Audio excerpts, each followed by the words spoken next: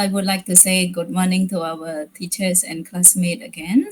So you have finished listening, like have finished listen to Sister Serena that talking about um, reading, and now let's move to my topic, which is about writing, and this focus in chapter 20, and let's see our contents for today. So I have 9 contents today. The first one is about introductions to writing. Number 2, literacy in writing. Number 3, components of writing.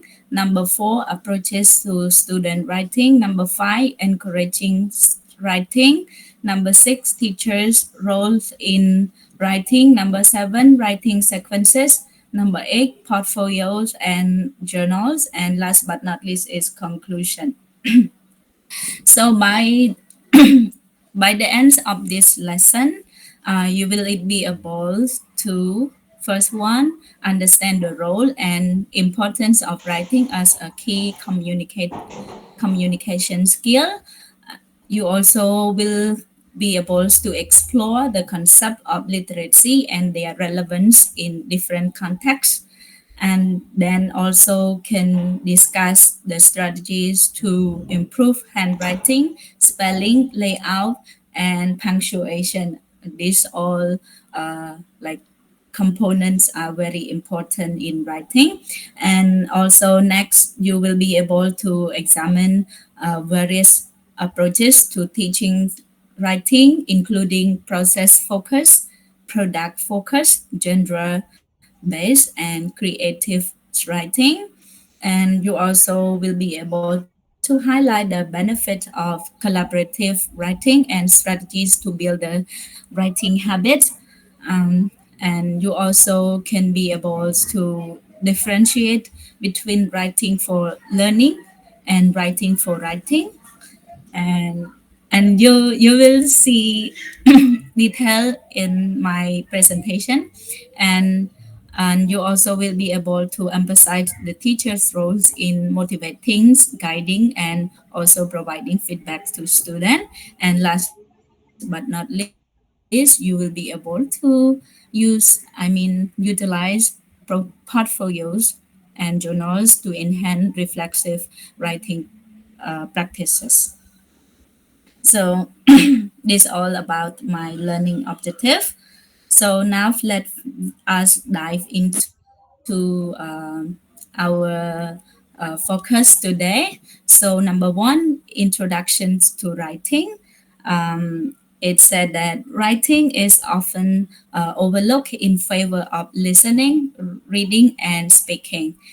I think might be you also feel like that way. Writing is not an easy job for you, both like for you as a teacher and as well as the kids. They don't really like much. They like listening more, or can be they like speaking more instead of writing. As you may know that writing skill is the ability to effectively communicate thoughts, ideas, and information through written language. And when we are talking about the writing skill, it's involved mastering of grammar, vocabulary, sentence structure, coherence, and also about cohesion, as as well as like the creativity and critical thinking. and and it's also play a crucial role in language practice. For example, like in grammar, I mean vocabulary, grammar, just like I mentioned earlier, and it's also important for the academic success. Like of course, when you are doing like an essay, you're writing an essay or report or assignment that teacher put for you. And it's also important to uh, about social engagement. Like for example, like you can communicate in personal or professional to the um, to the people around you, something like that. And I have come up with two key questions. Number one is, what do learner needs to be effective writer? So in this question, I just would like you to put in mind how or what are you going to what are the things that you need so that you can become an effective writer, and as well as like how can we ensure that writing is engaging, not obligatory? How are you going to make your student, or can be to make yourself that feel that writing is engageable, enjoyable, instead of this is my task, I need to do it. Okay, so this is all about introduction to writing. So now let's move to number two, which is about literacy in writing. So as you may know, like when we're talking about the literacy, it is not just about knowing how to write, but it's about knowing how, it's about writing appropriately for different contexts.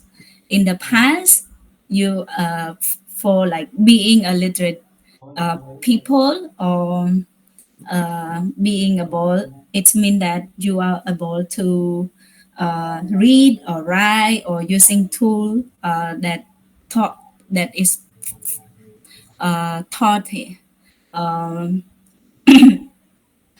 through the formal education. However, literacy now has evolved from traditional technical skill to encompass social and digital context.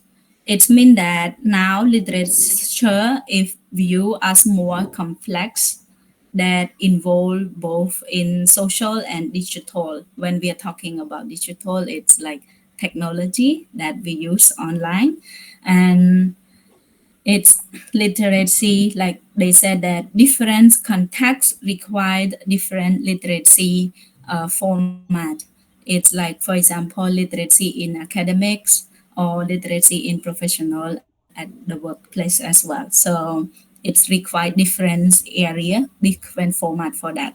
And writing skills are vital for participation in modern society, as it enables effective communication in various contexts, such as, just like I mentioned earlier, it's like it in academic education or workplace, something like that.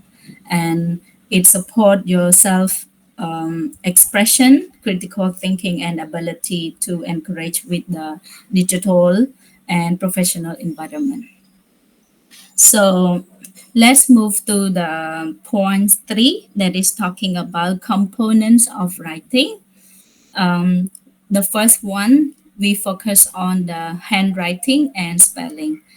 Even though you may know the advancements of technology, digital, online, most most of the time now we use phone to communicate, writing something, sending something. However, handwriting is remain relevant despite digital communication. Like for example, when at school, when you do the exam, or can be the uh, competition exam, it still use paper that require you to write. So uh, poorly formed letters and spelling errors can affect the perception of competence. Just like in the picture here, what does your handwriting say about your personality? How do the student feel? Sometimes, for example, like you as a teacher, you teach the student at school, of course you need to write something. Even you use the projector for now, especially at the school, private school, still they use like like teacher handwriting on the boards to explain something. So if you are the teachers, you write so badly or spelling wrong, how do all your students feel about you? So we also come up with some strategy. The first one is can be teach letter formation for non-native uh, orthography. It's mean that when we are talking about that one, it's about um, orthography. It's about the as a way of spelling and writing word. So in the books, they use the strategy that call nut and bolts. That is the dressing that a kid or you, if you want to practice writing like letter formation, you can use that one, and then it's help you to improve your writing a lot. For me, I find out that writing on the board, my handwriting is much more better. Maybe because I practice a lot writing on the board, but in the paper, it's I can say that it's so hard to read. And number two is focus on common spelling rules and variation. Example like in British or versus Americans English. For example, as you may know, like the letter O, U, R, like colors, and with in British and in American English, it's spelled different. Like British English, the word color you spell as COLOUR. However, in the American English, color you just spell COLOR, no U. So this is what you can tell the student.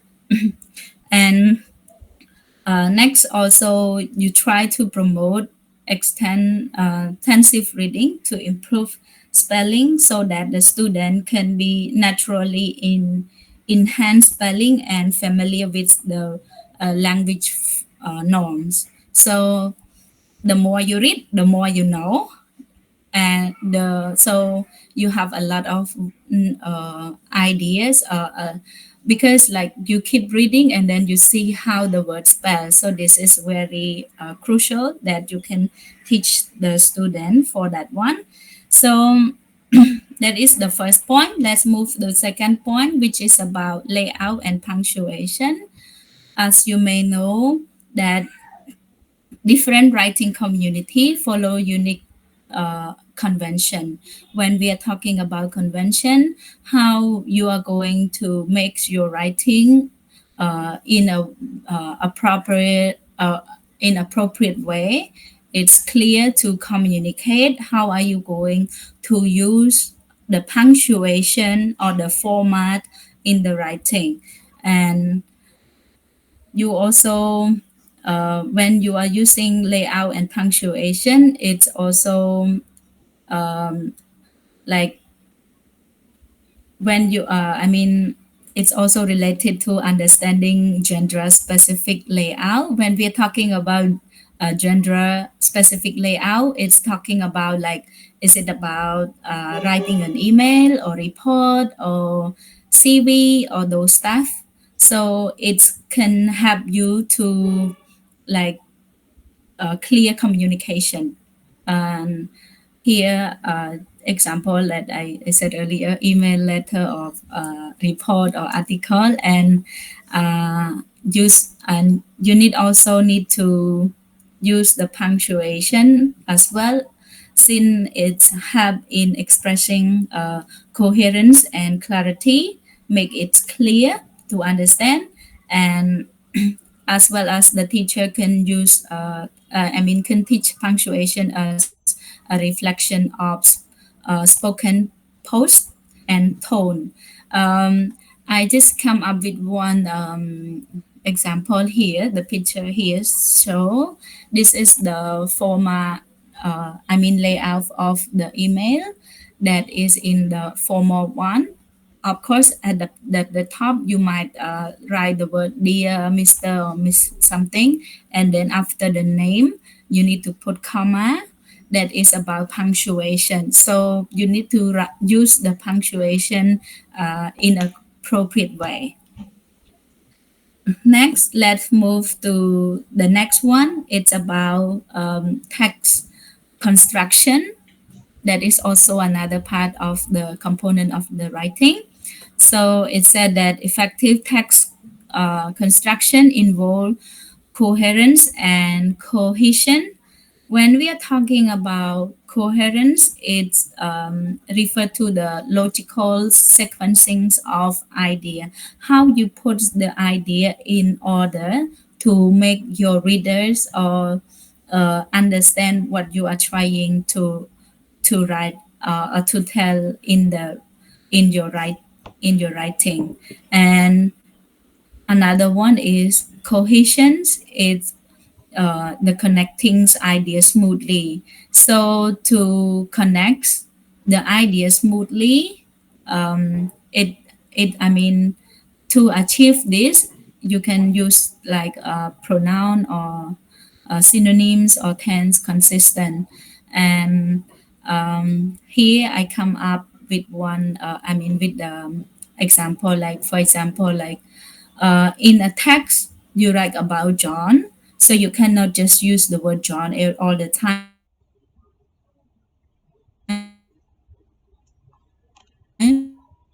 So you need to use repetition, and also sometime you can also use the synonym for variation, that you can use the word car or the word vehicle that show your knowledge about writing, something like that. You show that you know a lot of words. And next one about like tense agreements, or we can say in present time, you should follow all the verb in present time also, it for clarification. So when you um, when you analyze text structures, it's help you to understand the flow of agreements and ideas. So these are two very important. So please keep in your mind. Next one, let's move to number 4. It's about approaches to student writing. So we have like many approaches. So the first one is a process approach that emphasizes on planning, drafting, editing, and final version. Um, I think probably you may know already. Even my experience when I was in my universities in my bachelor degree, like before I write, my teacher always asked me to do like planning first. What are you going to do? And then you draft it, and then after that you read, and then you edit it until like you try to read again and again until you finalize it. So this is like a long process for this one, and not many of students like this process. And another one, the approach that the teachers can use for the student is product approach. That when we say about the product, it's the output, like that focus on creations, genre, specific, and products. So, what do you want your student to write about? Is it writing the email or something? They can use like example from there, and then they conduct right away. They write it, and then let the teacher check it. And the third one is about genre-based writing. um, it involves like analyzing examples of writing from specific genre. For example, like is it about narrative? So the student can understand their structures, language, or audience. Who are the audience to listen or to read their story? And then student they can learn to replicate this format effective in their writing. So you let them see the example first, and then you can ask them to conduct based on the genre that you show them. Moving to the next one, um, the approach that the teacher can use is creative writing, like tasks like poetry or storytelling promote self-expression and engagement. Of course, when you allow them to write their own story or something, the story that they they can choose to write, they might feel better, they might feel enjoyable to write it. And this one it's engage pride and motivation through sharing outputs, and it also facilitates self-discovery and personal expression. Just like I said, the student might like it more than writing something beside this topic. Uh, Next one is about collaborative writing. When we are talking about collaborative, it's about work as a team, teamwork. So interaction enhance idea generation and text evaluation. So they write together, they help each other. So they it's enhance the idea generation. Uh, it's also when we allow or you assign them the collaborative writing, it's promote research and discussion and peer evaluation. So they work with their team, they did discuss, and then they like give feedbacks to each other. So this is more engageable for the student.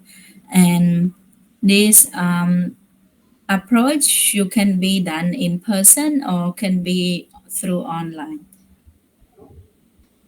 So I think that's all for the approaches to student learnings. Let's move to number 5. It's about encouraging writing. How are you going to encourage students? So the first one, let's focus on building the writing habits. So little by little, if you have the habits, like you give small tasks to the student, like you can use enjoyable or varied tasks, like example quick write or story game or postcard writing or music inspired prompts, so they might enjoy writing it. So they can write what they like, they want to choose from this one. So you build the habits little by little. It help them to have more like motivation in writing. And then for those who like the beginners writer, you can provide some patterns and framework. You can give them some prompts so that they can follow your idea and then continue writing for for their work.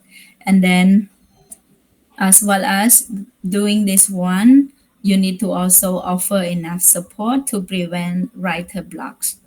In the book it said that some students sometimes it's hard for them to to come up with the idea what are they going to write about.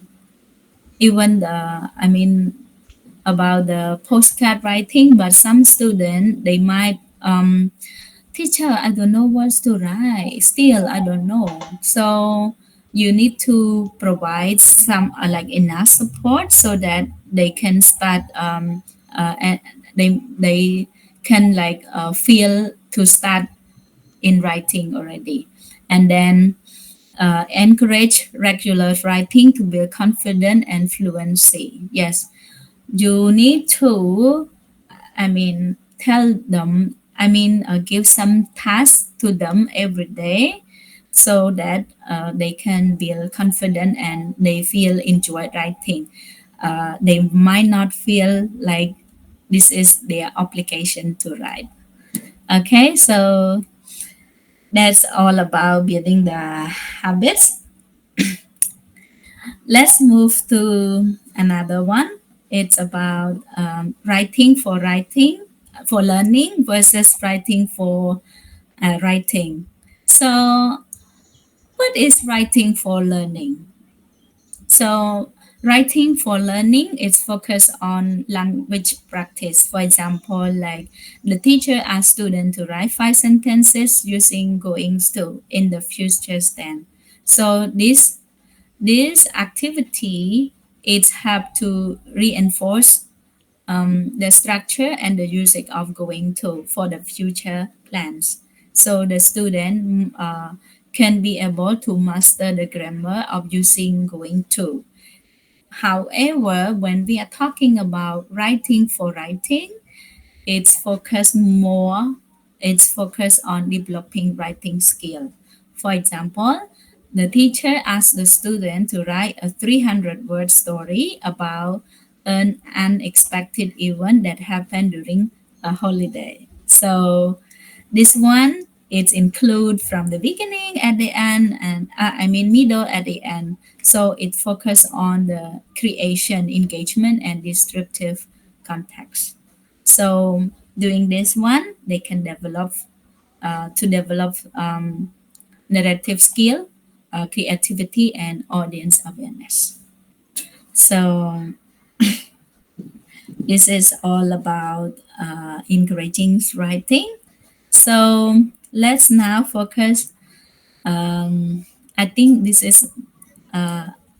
Let's now focus on teachers' role in writing. So from the beginning, I said that writing is not an easy task. It's required more effort, both teacher and learners. So being a teacher, so what are the roles in helping students to write? So first one is motivator.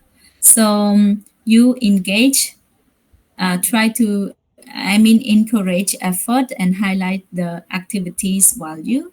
Try to help them, tell them why they need to write this, what will help them in the future. So as a motivator, try to tell the value of the activity that the student do today, and then it will benefit in your daily life or in the future, something like that. And then another one, you can act as a resource, provide support and suggestion during a writing task. Of course, whenever the students write, they sometimes they stuck with maybe with the spelling form or can be any structures in sentence structures. So as a teacher, you have to get ready to support, give suggestion during the time. And then last but not the least, the teacher's role as well need to can be as a feedback provider. You offer constructive and encouraging feedback. One things that the teachers should be mindful when you give the feedbacks to student, because your feedback sometimes it's hurt their feeling and they don't really like to write anymore if you don't really use like correct way of feedback.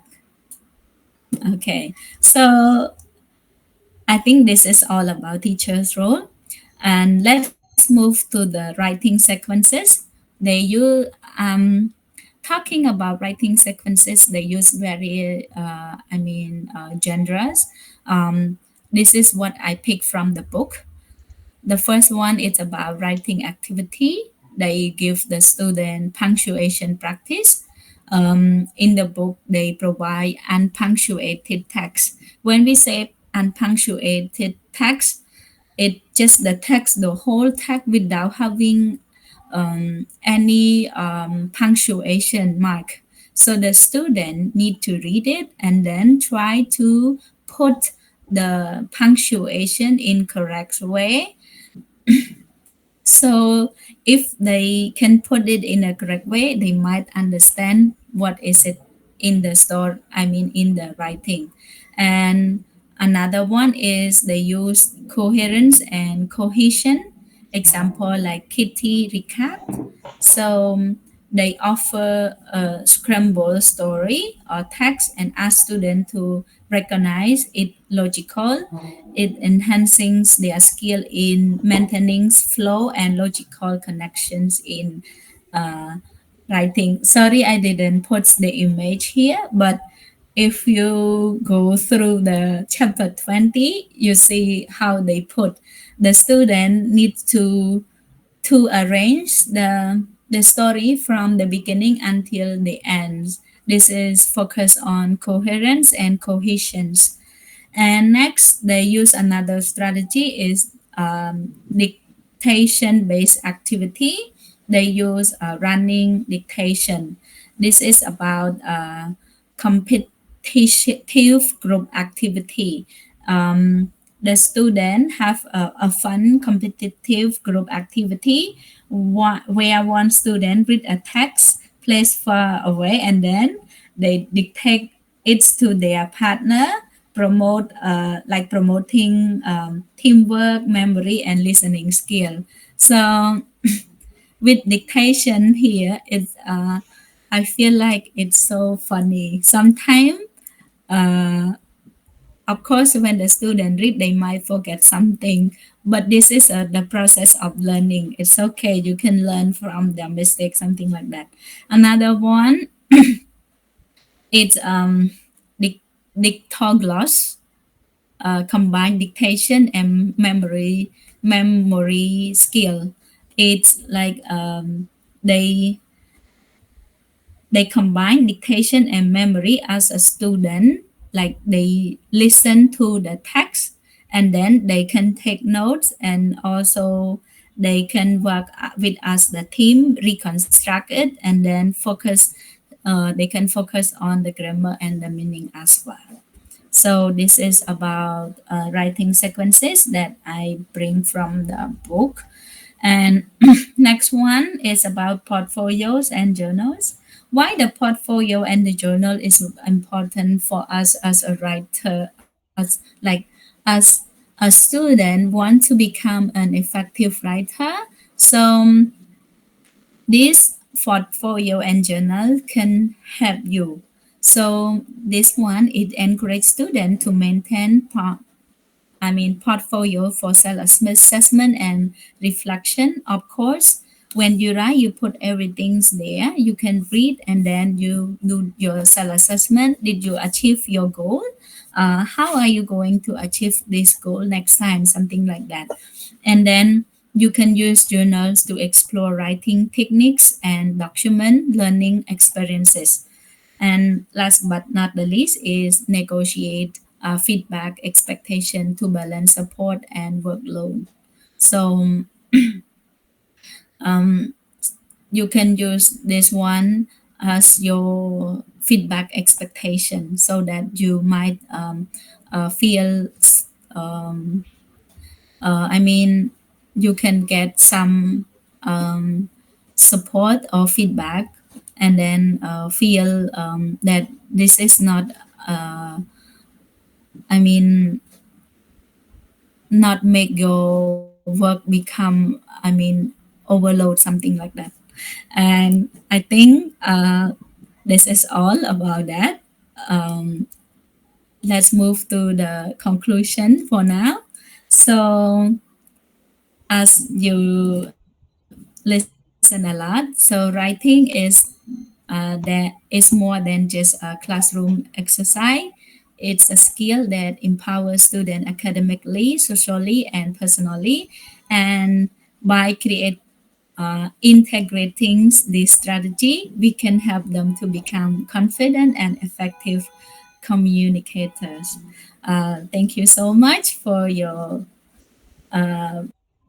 patient for for your patience and also listen, pay attention on my presentation. Thank you so much. And if you have any questions,